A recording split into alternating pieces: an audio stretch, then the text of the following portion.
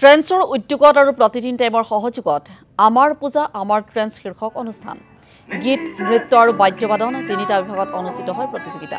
সমগ্ৰ ৰাজ্যৰ লগতে বিশ্বনাথ ট্ৰেন্সতো দেখা গ'ল প্ৰতিযোগীৰ ভিৰ অৰ্ধ শতাধিক প্ৰতিযোগীয়ে অংশগ্ৰহণ কৰে এই প্ৰতিযোগিতাত প্ৰথম স্থান লাভ কৰে জিন্নত আফৰিন খানে দ্বিতীয় আৰু তৃতীয়ত ক্ৰমে প্ৰীতি দেৱী আৰু সম্প্ৰীতি দাস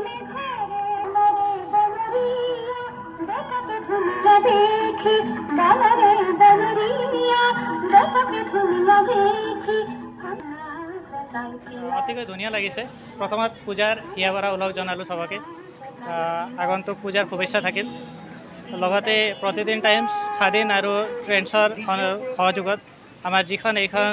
নৃত্য প্ৰতিযোগিতা ইয়াত অনুষ্ঠিত হৈ গ'ল ইয়াত অলমোষ্ট 45 জন কেণ্ডিডেটে পাৰ্টিচিপেট কৰিছে আৰু তেওঁলোকৰ যিটো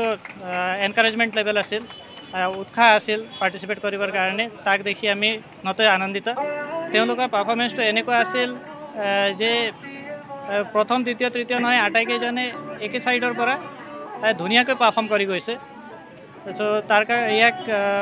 সহজতে আৰু সৰলভাৱে আগুৱাই নিবৰ কাৰণে আমি দুজন জাজ লগতে এজন চিফ গেষ্টক মাতিছিলোঁ তেওঁলোকৰ সৌজন্যত এই অনুষ্ঠানটো